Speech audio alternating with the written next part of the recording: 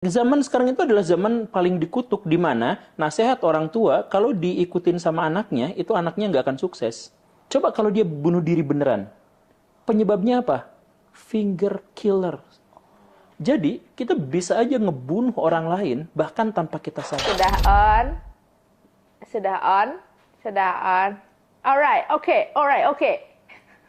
Spadis Pakbor semuanya, hai. Kembali lagi di Kasih Fahim. Kali ini X-Kim. Pasti ya, karena X-Kim, jadi kita tuh kasihnya narasumber yang cool abis, yang kalian minta nih ya, udah nge-DM gue kasih ya. Kali ini gue mungkin akan dikeramasin sedikit sama orang yang sering kalian kirimin kontennya. Kadem, tolong bahas tentang konspirasinya yang udah dibahas sama Guru Gembul. Oke, nggak usah panjang kali lebar kali tinggi. Oh iya. Halo, assalamualaikum Pak Guru. Langsung kayak gitu. Assalamualaikum Pak Guru. Saya merasa jet lag ini. Langsung kayak masuk lah gitu. Apa kabar Pak Guru?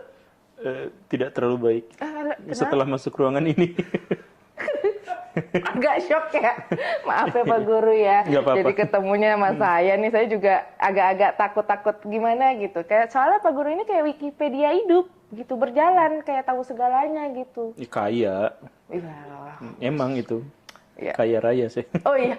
Amin ya Allah. Kalau amin tuh berarti belum terjadi. Saya udah. Oh udah. Oke. Siap. Punten. Sip. Oke, kita lanjut. Pak Guru, gini. Sebelumnya kita bahas yang jauh-jauh nih. Apa? Kok bisa sih kepikiran bikin konten-konten YouTube yang bahas konspirasi lah? Itu Pak Guru tiba-tiba kepikiran aja mau bahas apa emang iseng aja gitu bikin awalnya? Enggak, awalnya membikin dari tuntutan dari murid-murid, tuntutan pembelajaran lah. Oh. Jadi siswa-siswa di sekolah itu ketika berhadapan dengan pembelajarannya tuh berasal dari buku-buku jadul, ditulis sama orang jadul, dan nampaknya bermanfaat hanya untuk orang-orang jadul gitu. Oh. Jadi kalau misalkan kita bahas buku, pas cek, terbitan 10 tahun yang lalu, ya kan gitu. Iya. Bayangin anak-anak yang harus hidup di masa depan, harus mengolah informasi untuk masa lalu, itu kan nggak nyambung. Makanya benar. bukunya kita buang aja, yuk kita belajar apapun yang kalian mau, kita bahas sih. Tapi ternyata jam pelajarannya nggak cukup, nggak muat kan. Nanya-nanya gila-gila anak-anak zaman sekarang tuh, pertanyaannya tuh. Makanya konten-konten saya sangat berwarna itu, macam-macam. Bukan gara-gara saya Wikipedia atau Google atau serba tahu itu, tapi tuntutan dari murid-murid saya di generasi awal, karena memang pertanyaan mereka serandom itu gitu. Oh, tiba-tiba nanyain kayak alien Area 51 atau iya, apa? Gitu. Masa sih? Iya, anak-anak ini. Saya nggak gitu dinanyanya. Ya iya kan belum zaman internet kan pada waktu itu. Iya kali. Zamannya masih congkak apa yang loncat-loncat kayak gitu. Ketahuan tua dong Pak Guru. Ketahuan tuanya dong congklak ya. Tapi ini ngomongin anak-anak zaman sekarang. Jadi ini lagi viral nih Pak Guru. Apa? Aku mau tunjukin video yang nanti editor. Ting, nanti ya di Enggak Pak Guru, enggak. Saya tunjukin. Gimana nih? Nih Pak Guru, kasih pendapat tentang video ini. Kota dari Jawa Tengah. Solo. Aku masih di depan S. Bukan. Sapi. Sapi. Sumedang. Sumedang. Kota dari Jawa Tengah. Oh, udah diulang. Oh iya, udah looping ternyata. Nah, dari video ini Pak Guru, aku yang awam, aku ngerasa anak sekarang ini kok pengetahuan dasarnya tuh malah makin gone gitu, hilang. Betul. Itu pendapatku. Nah, aku beranggapan bahwa ini apakah kita salah kurikulumnya, salah gurunya, atau salah literasinya mungkin ya. Pastilah kurang literasi kan kalau kayak gitu. Itu salah cara pandang kita aja. Oh. Jadi tadi disebutkan fakta-fakta dasar aja nggak tahu. Tahu dari mana apa-apa yang menyebutkan bahwa Semarang itu fakta dasar yang harus kita ketahui. Jadi misalkan gini, waktu generasi kakek kita, mereka tuh tahu tanaman apa yang bisa yang menjadi obat penyakit mah. Tanaman apa yang bisa kita gunakan untuk mengurangi rasa sakit gigi. Tanaman apa. Nah, bagi mereka itu adalah fakta-fakta fundamental yang harus diketahui. Iya kan? Iya, benar. Ketika zaman berubah, kita gak pernah tahu itu semua. Kita taunya karena kita dibesarkan oleh pemerintahan Orde Baru pada waktu itu, di mana semua informasi itu harus disesuaikan dengan nasionalisme, keamanan, pertahanan negara, dan lain sebagainya. Maka nama-nama menteri harus kita ketahui, kemudian nama daerah harus kita ketahui, dan itu kita anggap sebagai fakta mendasar fundamental yang harus diketahui oleh anak-anak zaman itu.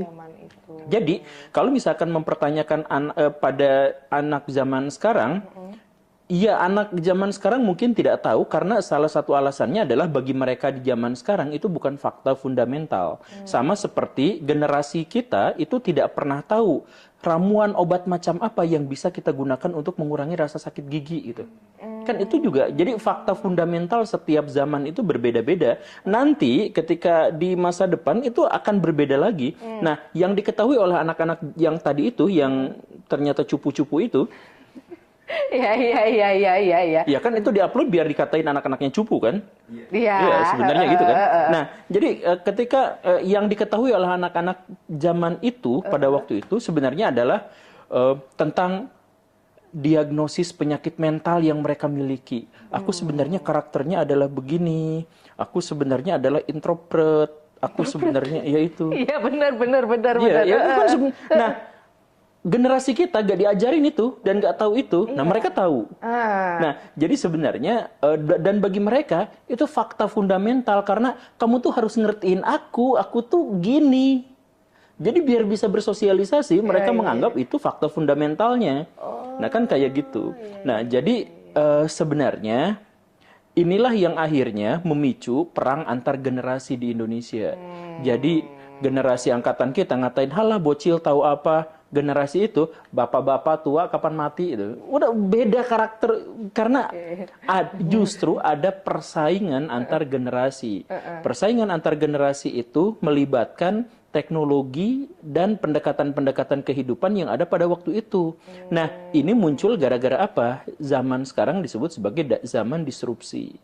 Zaman penghancuran dari produk-produk lama segera diganti oleh produk-produk baru. Jadi sering saya sampaikan, kalau orang di zaman dulu, misalkan ya, ada kusir pedati, terus ngasih tahu pengetahuan ke anaknya.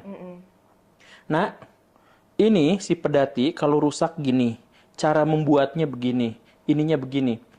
Sampai 100-200 tahun kemudian, ilmu itu diamalkan masih relevan. Betul kan? Betul. Karena cara bikin pedati ya gitu.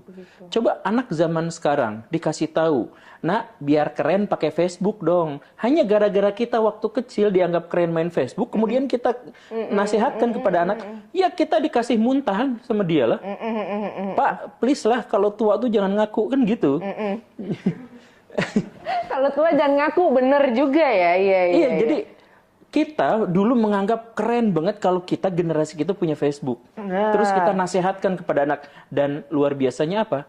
Generasi Facebook kita dianggap keren ke zaman sekarang yang dianggap aki-aki itu hanya rentang waktu 15 tahun. Iya sih. Dulu orang 300 tahun bikin pedang tekniknya gini masih bisa berlaku untuk zaman berikutnya. Iya, betul. Sekarang baru 15 tahun saya kuliah jurusan keguruan. 5 tahun belajar tentang administrasi mengajar gini. Lulus kuliah, kurikulum ganti, gak ada yang kepake. 5 tahun. Nah, jadi cara kita menghakimi generasi selanjutnya itu justru sebenarnya adalah bumerang. Dan menyebabkan perang antar generasi menjadi semakin terjadi.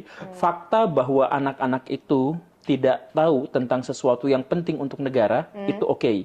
Fakta bahwa anak-anak itu tidak terdidik dengan baik di ruang kelasnya, itu juga oke. Tapi menjadikan mereka sebagai bahan bulian gara-gara pengetahuan dan orientasi yang berbeda dengan kita, itu harus kita pikirkan bersama. Wah, itu dia yang gue nggak pernah pikirin tiba-tiba masuk ya. Nah, nggak pernah kepikiran? Nggak pernah. Nah, itulah yang layak diolok-olok.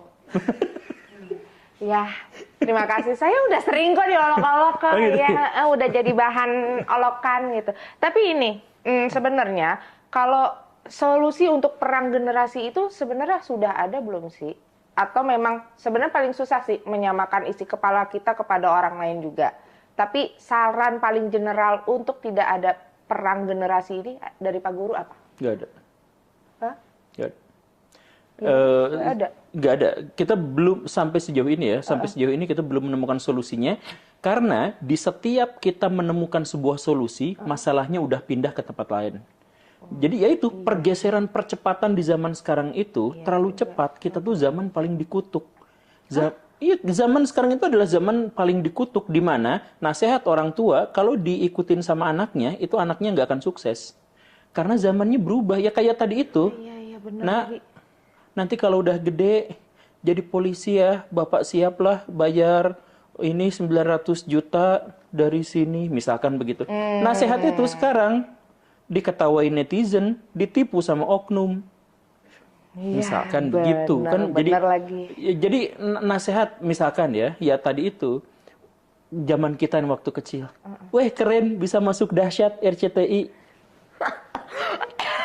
Coba sekarang ada nggak yang berlomba-lomba masuk ke situ? Kan nggak. Nah jadi zamannya berubah terlalu cepat. Orang di zaman dulu, weh keren punya mobil.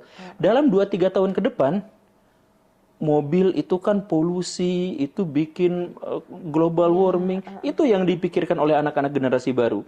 Jadi kok masih pakai mobil sih, pakai dong mobil yang ramah lingkungan. Digenjot gitu kan, misalkan. Bukan, yang hybrid, yang dicas. Jadi perubahannya itu benar-benar radikal. Dan misalkan bukan hanya di Indonesia, di seluruh dunia juga seperti itu. Jadi misalkan kemarin saya berdiskusi dengan seorang profesor dalam sebuah seminar itu. Profesor itu misalkan mengkritik sama seperti kurang lebih yang tadi itu. Pak Guru kenapa banyak bahas semua hal gitu? Kan nggak semua bisa didapatkan dengan mudah. Saya bilang sekarang bisa didapatkan dengan sangat mudah di Google. Oh belajar kok dari Google? Ya belajar itu nggak pernah dari Google. Belajar itu dari guru. Google itu mengkoneksikan kita dengan guru-guru di seluruh dunia. Jadi kalau misalkan dulu informasi itu hanya didapatkan dari 1-2 orang guru yang mengajar di depan kelas, sekarang ruang kelasnya dihilangkan. Siswa-siswa belajar dari media sosial yang di sana ada jutaan guru yang bisa dia ngajarin semau dia. Sekarang bukan nyari informasi, tetapi sekarang memverifikasi informasi. Informasi itu nggak usah dicari. Orang kita scroll di beranda aja keluar semua informasi yang kita inginkan. Iya, benar. Bahkan tanpa kita ngetikkan kata kunci tertentu, udah semuanya scrolling di situ.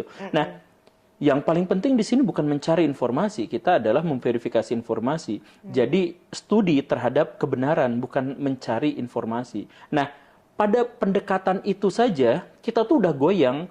Antara Pak Profesor itu di generasinya dengan saya itu sudah sangat berbeda. Nah, coba misalkan saya berpikir, oh solusinya bagaimana ya? Agar kita bisa mencapai, ketika solusi itu ditemukan, nanti dalam 2-3 tahun ke depan, itu sudah akan ada AI yang terintegrasi dengan otak manusia misalkan. Iya kan? Atau misalkan sudah ada AI yang berupa chatbox yang demikian lebay sampai bisa mengungguli Google dan semuanya gitu. Ya itu kan, jadi pas kita udah mencapai, kita mencapai kompromi, deal, zamannya udah ganti. Udah berubah. Ini zaman paling rusak. Zaman di mana, sekarang kita buka cafe yuk yang konsepnya kayak gini, ini lagi tren. Tahun depan ganti trennya. Kita udah nggak bisa lagi laku dengan itu. Kita baru ngide sekarang, kalau gagal mengeksekusi di tahun ini juga, kita gagal ke depan. Itu zaman sekarang tuh gitu. Ini apakah tanda-tanda akhir zaman? Ya, iya emang. Tanda akhir zaman tuh kan begitu. Jadi terus ya Allah, ya serius? Iya, bagi saya iya, dan saya termasuk orang yang percaya bahwa Dajjal memang sudah datang gitu ya. Tapi jangan khawatir. Dajjal udah datang? Iya, kemarin kan sowan gitu. Ya Allah, amit-amit ya Allah. Ya ampun. Tapi gini, aku jadi spill tipis aja ya, Pak Guru. Aku kan sekarang punya anak nih. Punya ya, bisa. Saya juga bingung. Ya, jadi saya alhamdulillah punya anak gen alpha bilangnya. Nah, untuk para milenial parents ini sebenarnya saran terbaik apa sih untuk mendidik gen alpha ini untuk jadi generasi yang lebih tahan bisa memfilter lebih baik gitu. Saran apa sih yang paling baik? Sarannya adalah masuk ke dunia mereka. Jadi ini agak menjijikan, tapi mari kita ilustrasikan. Kalau misalkan saya pengen mancing ikan dan saya ingin mendapatkan ikan yang besar, saya akan menggunakan umpan yang ikan suka, bukan apa yang saya suka. Walaupun makanan favorit saya batagor, tapi kalau saya mancing ikan, saya terpaksa harus ngasih cacing. Jadi termasuk juga misalkan ketika kita berhadapan dengan anak kita dan kita ingin ngambil perhatian dari mereka, kita ingin masuk ke dunia mereka, kita harus masuk ke dunia bahkan ketika kita tidak suka dan jijik pun kita harus masuk di situ untuk bisa berkomunikasi dengan mereka karena mereka hidup di situ, di zaman itu, di area itu, di wilayah itu. Jadi kalau misalkan sekarang kita dengan leluasa mengatakan, nih ya generasi mamah mah kayak gini nggak kayak kamu, itu udah selesai. Itu barrier-nya udah langsung terbentuk. Ya kan? Jadi ya karena mah pikirin atuh udah generasi mamah mah kayak gitu, generasi saya mah enggak. Generasi mamah mah waktu masih disuntik pakai suntikan yang gede yang dibakar dulu itu jarumnya kan. Nah, generasi saya udah nggak kayak gitu mah. Oh, iya. Tapi apakah masukin anak ke pesantren itu adalah solusi?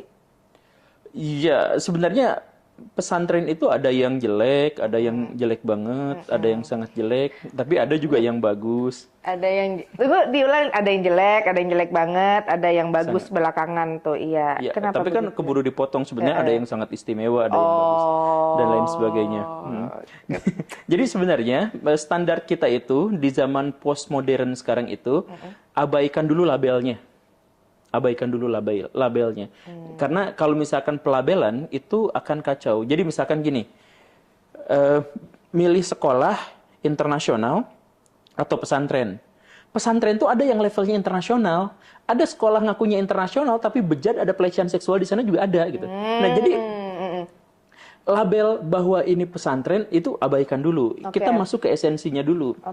Jadi apakah sekolah itu atau lembaga pendidikan itu memberikan pengajaran kepada anak-anak agar bisa beradaptasi dengan baik terhadap perkembangan zaman?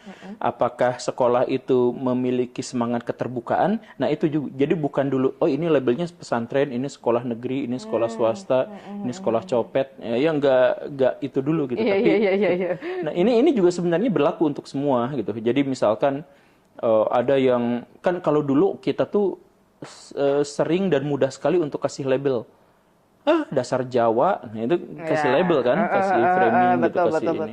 Atau misalkan, ada orang Islam begitu, ya kan banyak yang kayak gitu. Tapi, nah di zaman posmo itu abaikan dulu semua label-label itu. Kita lihat aja secara esensi. Ada orang baik, ya orang baiknya karakternya adalah gini. Ya udah kita deketin kan. Misalkan, wah ini baik dalam kurung tapi bohong. Wah ini munafik, ini jangan. Ya kan gitu kan. Jadi ya kalau misalkan ya kita mau masukkan anak kita ke lembaga pendidikan tertentu, maka hal pertama yang harus kita pikirkan adalah emang kita nggak bisa ngedidik mereka. Mereka itu kan hanya penunjang untuk pendidikan. Pendidikan itu adalah tanggung jawab dari orang tuanya. Nah, jadi orang tua nyekolahin anak bukan gara-gara dia tidak bisa untuk ngajar, tapi agar si anak itu bisa lebih memahami dunia, lebih memahami teman, lebih memahami tantangan, hambatan, dan lain sebagainya. Nah, tapi pendidikan yang paling dasar itu ya di rumahnya sendiri, bukan di sekolah. Jadi daripada bertanya, ini sekolahnya nanti anak saya dikemanain ya, pikirin sampai sejauh mana saya sanggup untuk mendidik dan menginspirasi anak-anak saya.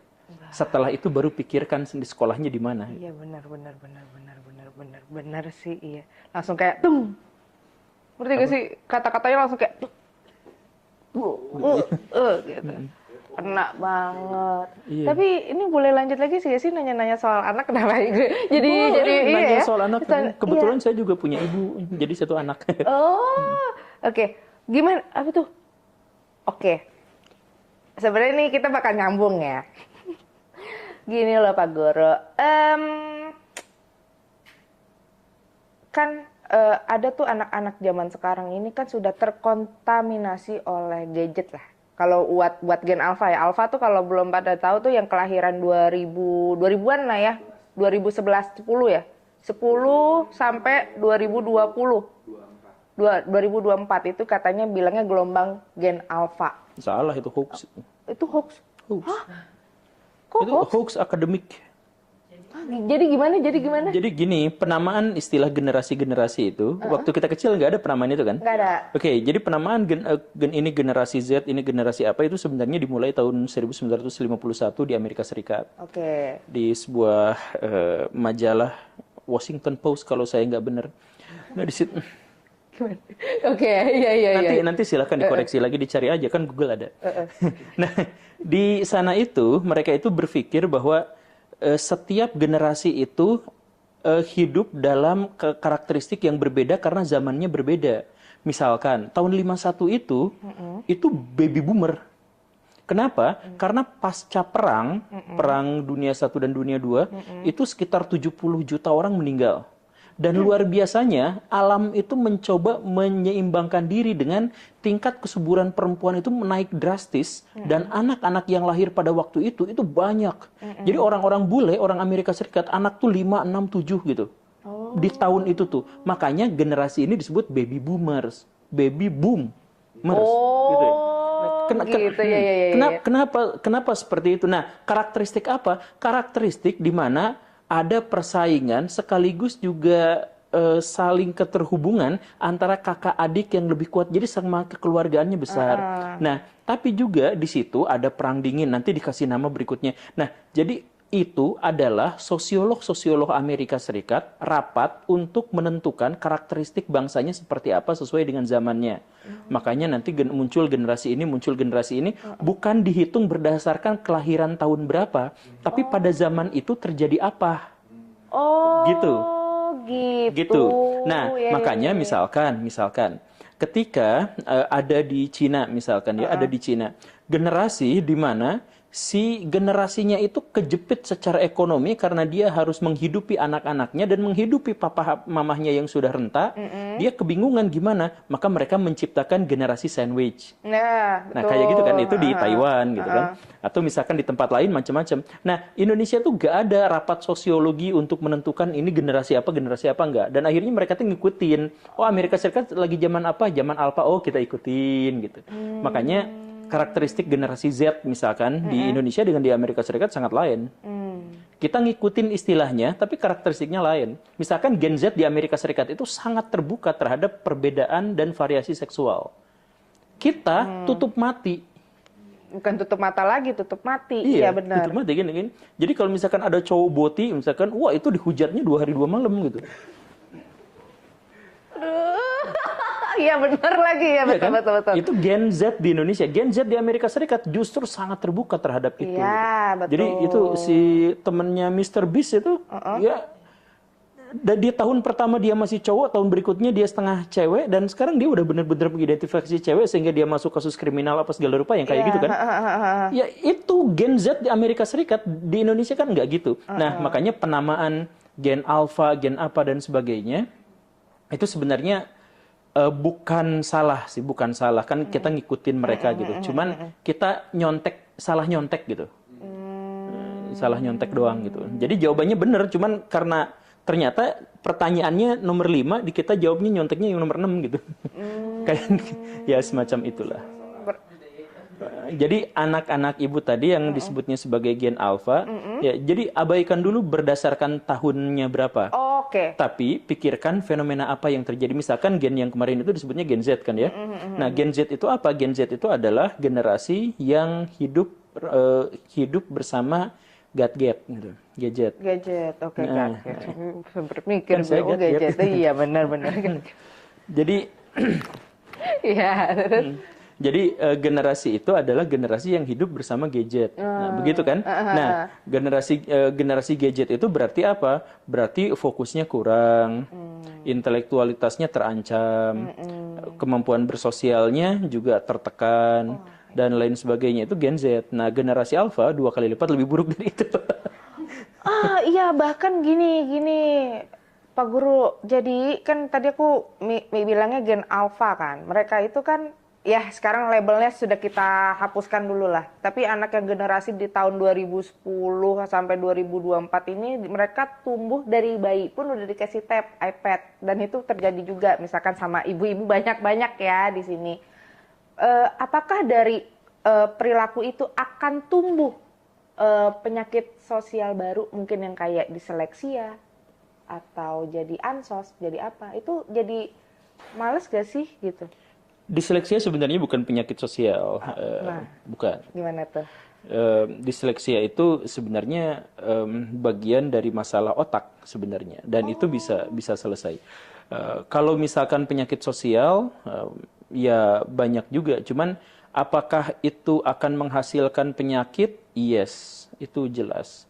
Nah, yang sekarang berkembang itu diantaranya adalah bahwa penyakit-penyakit sosial yang disebabkan oleh medsos itu banyak yang sampai ada di titik ekstrim. Sekarang itu ada misalkan istilahnya brain roots, Ya, jadi si otaknya jadi rusak.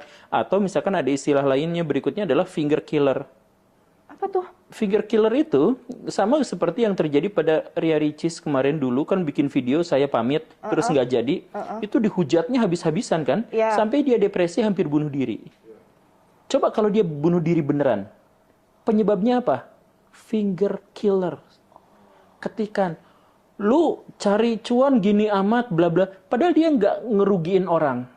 Dia cuman bikin konten yang kemudian direvisi sendiri, dalam bahasa yang paling kasar, menjilat ludahnya sendiri.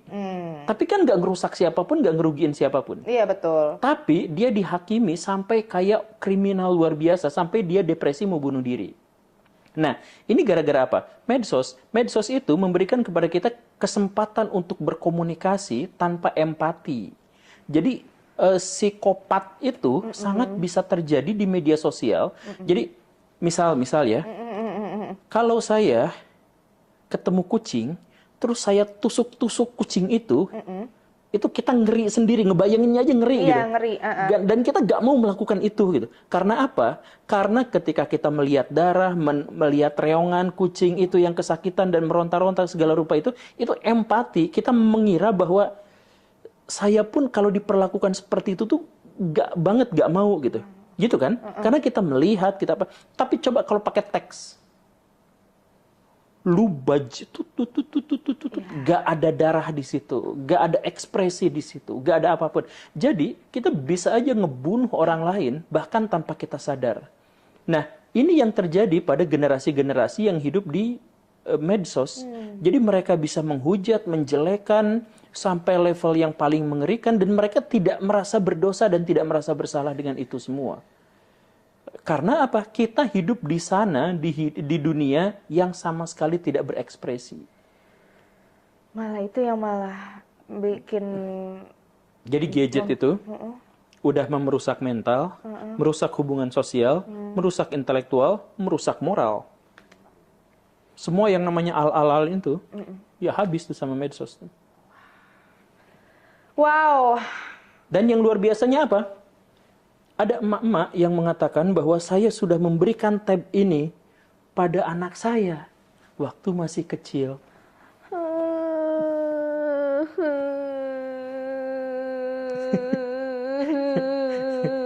Padahal kita mungkin ya kalau misalkan ada gitu, ya mungkin memang kita ngelihatnya bahwa kita ngasihnya baik kok gitu, tapi itu malah hal yang Ya, karena kita ada dalam kesenjangan generasi yang luar biasa gitu. Jadi hal yang menurut kita baik, kalau misalkan waktu saya kecil SMP dikasih komputer dan internet itu bagus. Orang tua saya tuh dipuji sama tetangga gara-gara saya dikasih komputer pada ketika usia saya itu masih 14 tahun, udah dikasih komputer yang pada waktu itu mewah dan mahal gitu. Nah, tapi kalau misalkan, ini di zaman sekarang dikasih tab, dikasih komputer, nepok jidat, aduh please lah jangan gitu. Kan begitu. Nah itu, jadi ini saya mohon maaf ya secara pribadi. nggak apa-apa. Jadi maksudnya si emak-emak yang tadi itu tuh, ya sebenarnya bukan berniat buruk, tetapi dia hidup di zaman yang berbeda. Ketika dia hidup di zaman yang seperti yang kita jelaskan di awal itu. Kita hidup di satu zaman, kemudian kita memberikan nasihat kepada zaman berikutnya, itu bisa aja justru malah merusak, malah mengacaukan. Dan zaman sekarang semakin lama tuh semakin cepat, frekuensinya semakin rapat untuk berganti, untuk berpindah itu. Iya. Dulu Google bertahan lama, goncang sama ChatGPT. Iya benar. ChatGPT-nya baru berapa lama muncul DeepSeek. Goncang lagi gitu ya. Muncul Gemini gitu Iya, ya. jadi misalkan dari Google ke ChatGPT itu berapa puluh tahun? Dari sini ke ini makin pendek, dari ChatGPT ke Gemini dan DeepSeek itu.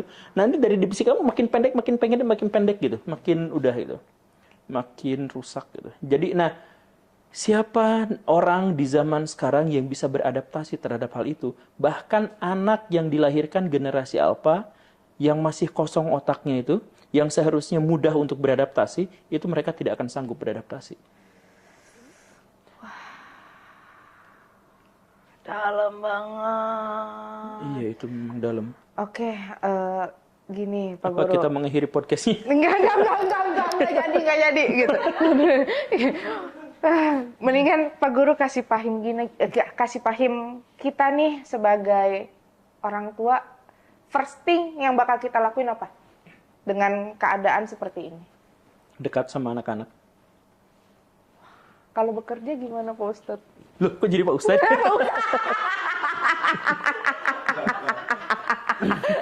Refleks langsung Pak Ustadz, Pak Guru. Astagfirullah. Karena Ramadan ya, kita lagi edisi Ramadan ya guys, gitu. Gimana Pak Guru? Ya nggak apa-apa. Jadi sebenarnya apa ya? Sebenarnya yang dibutuhkan sama anak-anak itu bukan kuantitas pertemuan, tapi kualitas pertemuan kan. Yang dibutuhkan sama anak-anak itu anak-anak kadang-kadang punya sahabat, yang sahabat itu ketemuan sehari itu cuma sejam 2 jam gitu, tapi itu sangat mendalam buat mereka gitu. Jadi yang paling penting sebenarnya bukan soal jumlah pertemuannya, tapi yang lebih pentingnya itu adalah sampai seintim apa hubungan kita dengan anak-anak kita itu di waktu-waktu yang mungkin gitu.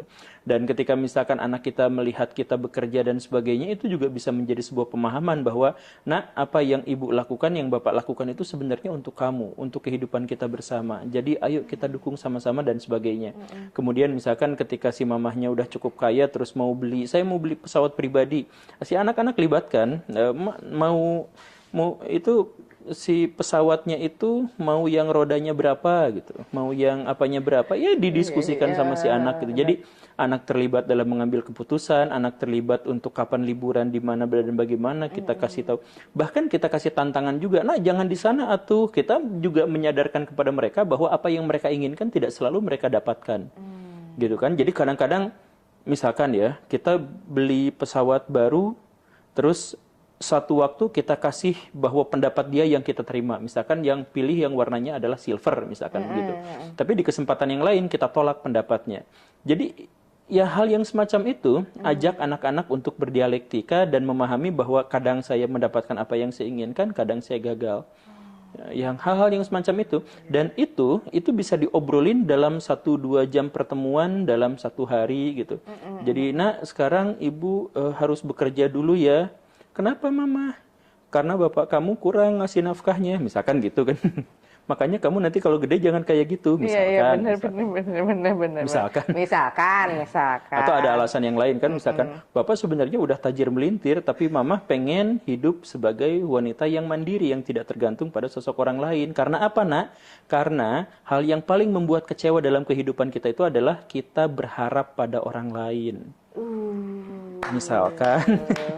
Benar. Langsung kayak,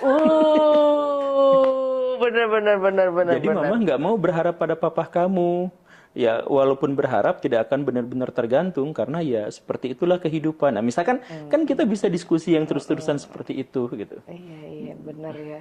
Walaupun ya cara komunikasi yang baik sama anak ya hati ke hati kali ya. Gitu, bagaimana cara kan kadang-kadang dulu gitu jangan nggak begitu Pak Guru, maksudnya dengan cara kadang-kadang kan sebagai orang tua tuh kita berbicara, nak jangan kayak gini loh pakai cara kita, mungkin dengan cara mereka. Gitu. Itulah cara mereka yang harus kita cari tahu bagaimana kan, apakah dengan harus menyatakan diri saya, kan biasa gen alpha ini sigma beta. Itu sigma beta tuh apa sih Pak Guru? Ya, sigma beta itu jadi ada istilah bagi orang-orang. Jadi dulu tuh ada penelitian terkait dengan aktivitas serigala. Serigala itu ternyata satu kelompok itu dipimpin sama satu jantan alfa dan betinanya. Nah, inilah kemudian yang memberikan alasan kenapa serigala tidak bisa jadi hewan sirkus. Kan maksudnya gini, harimau tuh bisa jadi hewan sirkus, singa tuh bisa. Karena apa? Karena mereka bisa dilatih. Nah, serigala memiliki kecerdasan yang luar biasa, tapi tidak pernah bisa dilatih. Tidak pernah bisa masuk sirkus. Kenapa? Setelah diteliti, oh ternyata mereka hanya bisa diperintah oleh pemimpin mereka. Siapa? Alfa. Nah, jadi ada kelompok alfanya. Nah, orang zaman dulu kemudian mengidentifikasi bahwa bos-bos perusahaan itu alfa. Itu pemimpin tertinggi. Yang biasanya kemudian diasosiasikan dengan karakteristik-karakteristik maskulin. Cowok banget, gagah, kayak mencapai tujuan hidupnya, ya kayak gitulah. Itu generasi alfa. Dan bukan generasi alfa, maaf. Sebutannya Orang alfa gitu ya, orang gitu. alfa gitu ya, orang alfa. Nah, penelitian itu sebenarnya rusak. Karena apa? Karena penelitian itu dilakukan di kebun binatang. Nah, di alam liar ternyata karakteristiknya tidak seperti itu dan tidak ada jantan alfa.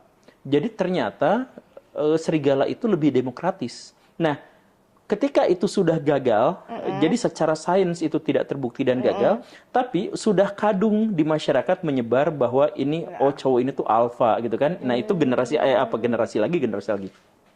Orang alfa. Orang alfa. Nah, pada perkembangan selanjutnya, orang alfa itu dikategorikan sebagai orang yang bisa mengorganisasi kan? Ya. Bisa mengorganisir, makanya dia jadi pemimpin. Tapi bagaimana dengan orang-orang introvert?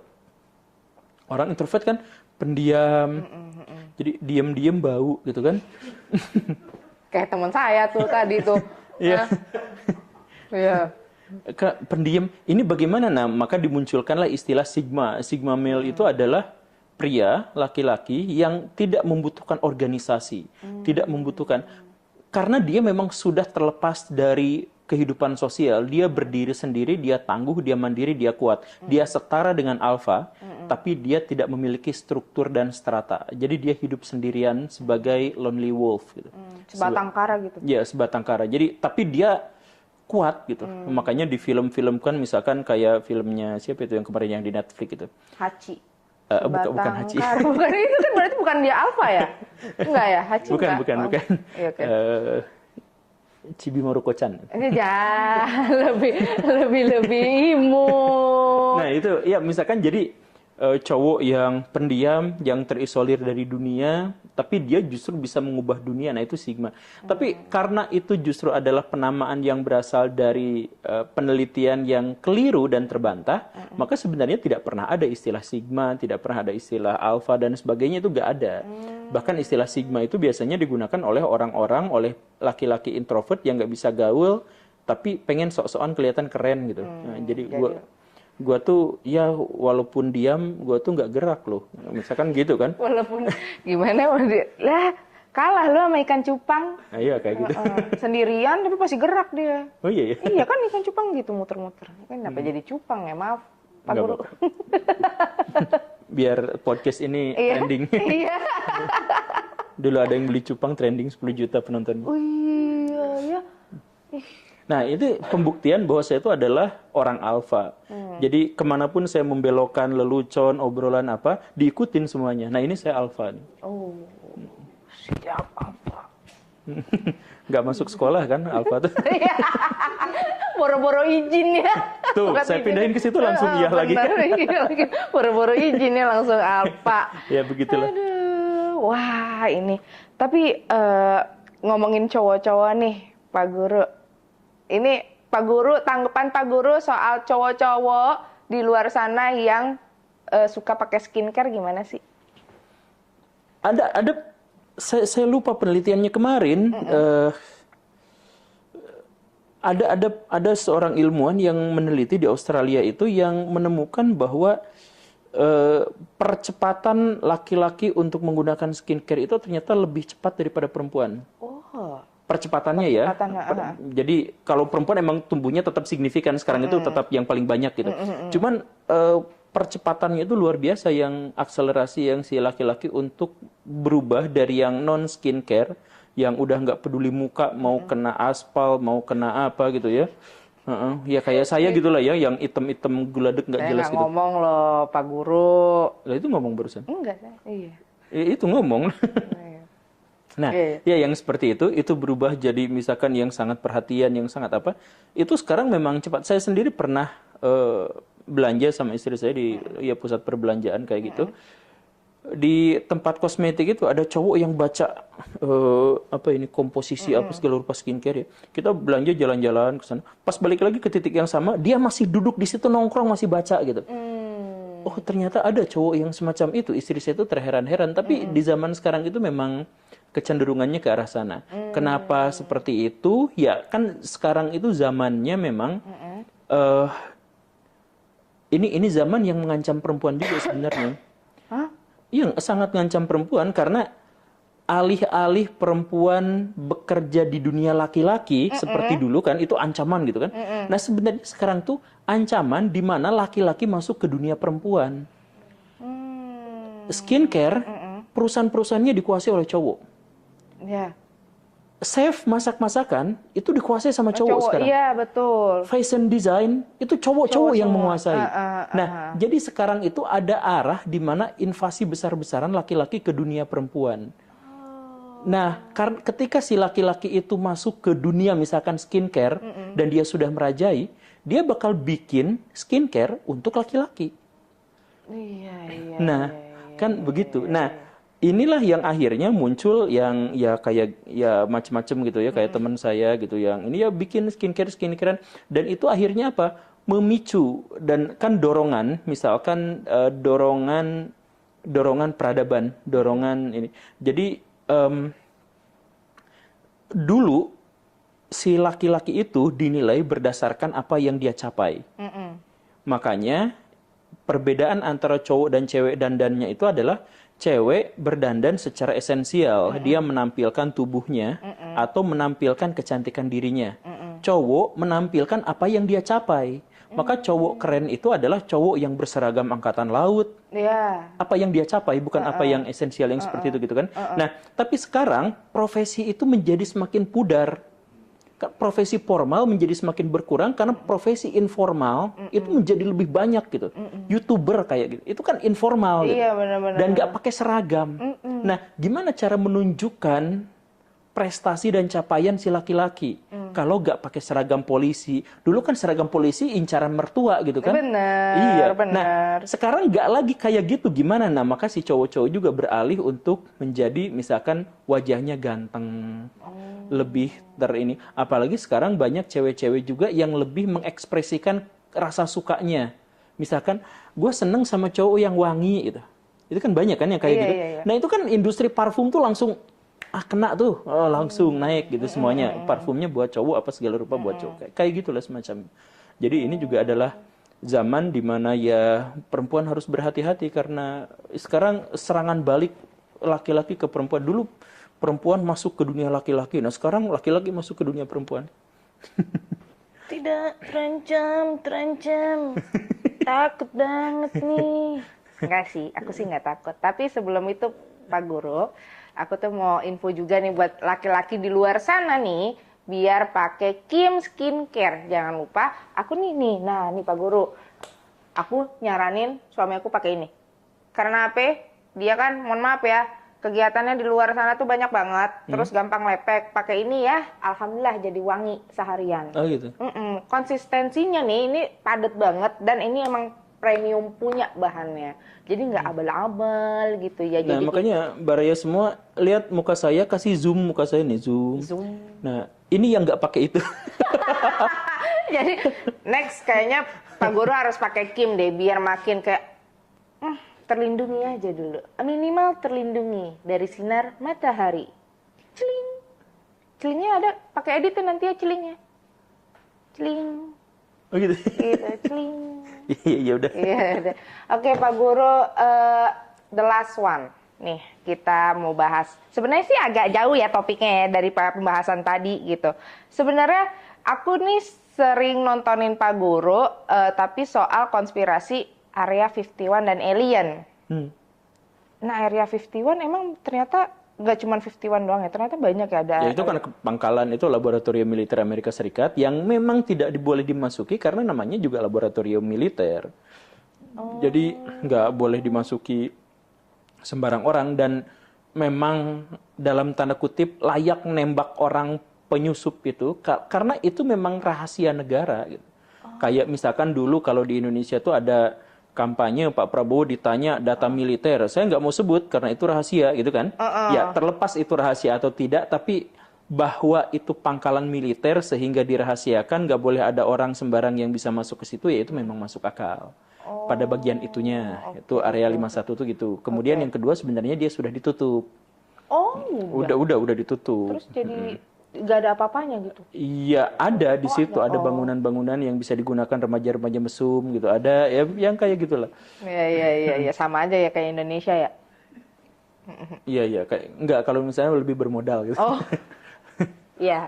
Area 51 itu kan sebenarnya jauh dari pemukiman, jauh banget dari pemukiman. Jadi kalau ada orang yang lewat di sekitar situ, udah jelas dia emang tujuannya masuk situ. Jadi bisa ditembak aja tuh beneran gitu. Karena ngapain kalau nggak ke area itu ngapain gitu? Nggak ada ini lain gitu, nggak ada tujuan yang lain gitu. Nah tapi banyak konspirasi karena memang terindikasi bahwa di sana adalah tempat Amerika Serikat dan makhluk luar angkasa berkolaborasi. Jadi ada salah satu hipotesis konspirasi yang menyatakan bahwa alien itu selama ini memang sudah ada dan bersama kita. Cuman hanya dengan pemerintahan-pemerintahan yang paling super saja mereka mau menampakkan diri dan bekerja sama. Nah, area 51 itu dijadikan sebagai satu markas di mana alien dan orang memang bekerja sama. Nah, faktanya zoom in. Ya, faktanya di sana memang beberapa kali terlihat penampakan piring terbang.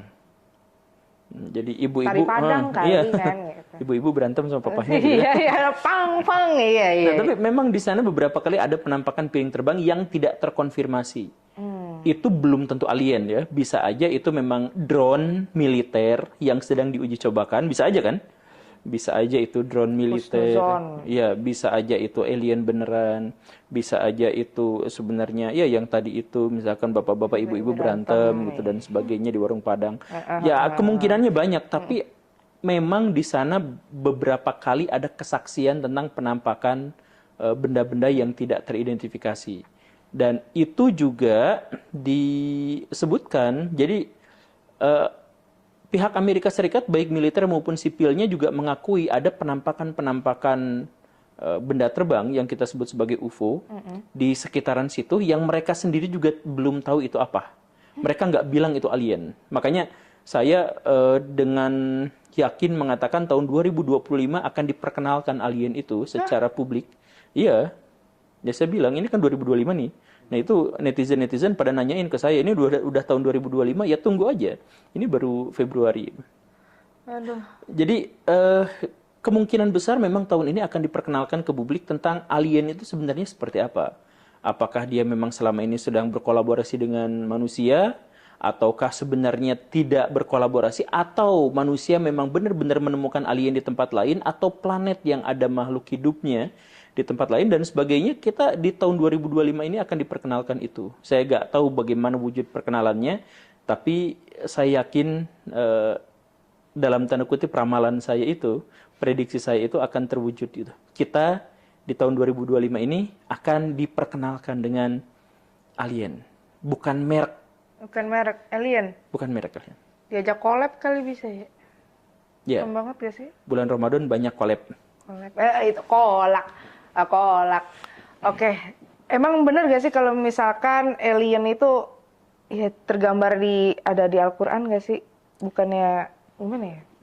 Di Al-Quran itu hanya disebut bahwa ada makhluk di langit, makhluk melata di langit.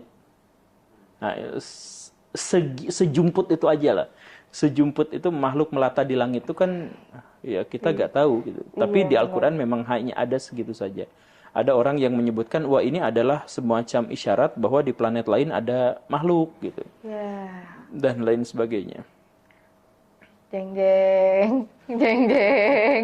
Iya kan? Jadi bener, iya, bener, bener. jadi nanti sekarang mah udah mah akhir zaman, ketemu sama Dajjal, nanti alien datang, terus zaman disrupsi besar-besaran ya. Itulah zaman terkutuk itu kan. Iya, iya Kenapa bener ya. kenapa juga kita tuh hidup di zaman ini?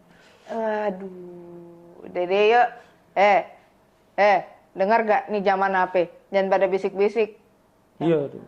Pas Zaman kita apa? lagi ngomong ada punchline-nya dia malah Ada bisik-bisik punchline-nya tetangga. malah ada bisik-bisik lu pada lu. Iya. Ini zaman terkutuk, tau gak lu pada? Terkutuk. Iya. Biar nggak dikutuk, Pak Guru. Biar nggak dikutuk, gabung sama elit global. Gimana tuh pendapat Pak Guru soal elit global? Ya, saya pernah dimarahin sama Pak Deddy Kobuser karena menyebut bahwa Pak Deddy Kobuser itu elit global. Ya, tapi sebenarnya bukan gitu maksudnya. Elit global itu nggak baik, nggak buruk. Elit global itu adalah sekelompok orang yang memiliki kekayaan sekitar 1 triliun rupiah. Jadi orang yang punya kekayaan 1 triliun rupiah atau lebih itu berarti itu adalah 1% dari populasi manusia. Jadi di seluruh dunia orang yang punya duit 1 triliun atau lebih itu cuma 1%. Nah, mereka lah yang biasanya dianggap menguasai 99% aset atau 50% aset. Jadi aturannya itu gini, 1% manusia menguasai 50% aset global, 5% manusia menguasai 99% aset global. Itulah yang disebut sebagai elit global dalam ekonomi gitu. Jadi kalau Pak Deddy kan sudah tembus 1 triliun. Nah, jadi masuk elit global gitu. Ah, gitu. Masuk geng elit Pernah global. punya duit 1 triliun rupiah? Belum pernah sih. Belum pernah. Belum, Ikut gitu. korupsi itu. Ya Allah. Ya Allah. Itu ada korupsi yang 200, gitu. iya, korupsi yang langsung masuk 300. elit global ya. Iya. Masuk ya. Hah? Waduh. Banyak banget pertanyaannya nih dari Fronter nih. Nih Pak Guru titipan nih. Apa ini semua strategi perang melalui pembodohan dari sosmed dan teknologi dan lifestyle? Lifestyle, Makanya sekarang anak muda pada YOLO dan kena mental health. Ini pindah ke tema yang di tengah tadi tuh. Oh, tadi itu masuk lagi. Oh, masih. Masih masuk. Iya. Global enggak juga. Global masuk sedikit. Maksudnya dari semua tentang alien, dari global. Intinya apakah ini salah satu ya strategi ya perang aja? Itu Itu sih. jadi gini ya, elit global itu dalam konteks sosioekonomi seperti yang saya jelaskan bukan dalam teori konspirasi ya. Iya. Sosioekonomi mereka itu bisa menjadi elit global, bisa menjadi kaya karena mereka adalah orang yang paling mungkin dan paling bisa untuk beradaptasi terhadap perkembangan zaman. Bahkan ketika zamannya belum ada, mereka sudah ciptakan sendiri. Kayak misalkan Mark Zuckerberg. Dia bikin Meta sebelum orang bikin Meta. Artinya apa? Dia menciptakan zaman, dia mendahului zaman. Ya. Kita sekarang ketar-ketir dengan medsos. Dia yang bikinnya dapat untung segede gaban gitu kan. Iya, Gede benar, banget. benar, gede Sekarang banget. Indonesia menikmati TikTok sampai 6-7 jam sehari. Iya. Sampai ngorbanin pulsa dan kuota, sampai minta ke mama kuota habis apa segala rupa. Itu duitnya ngumpulnya di si pengusaha Cina itu yang punya kan itu. Nah, apakah mereka itu strategi marketing sebagai seorang profesional untuk dapat duit yang banyak, bukan untuk menguasai dunia akan aku hancurkan, akan aku jauhkan dari ya gak gitu juga narasinya. Cuman keuntungan aja. Bahwa gitu. mereka serakah itu yes.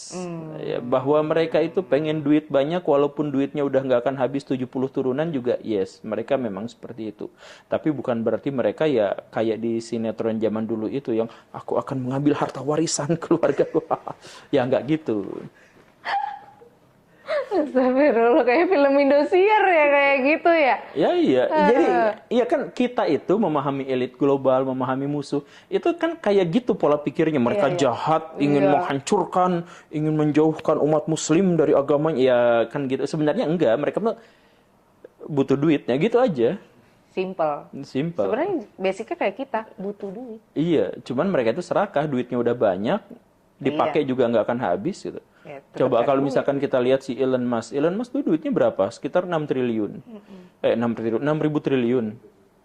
6.000 triliun itu kalau misalkan dibeliin Lamborghini 1.000 juga nggak sampai ke 0,001% itu nggak akan habis duitnya. Kan gitu. Tapi dia tetap aja sampai sekarang mesti nyari duit gitu. Coba dia pensiun sekarang gitu.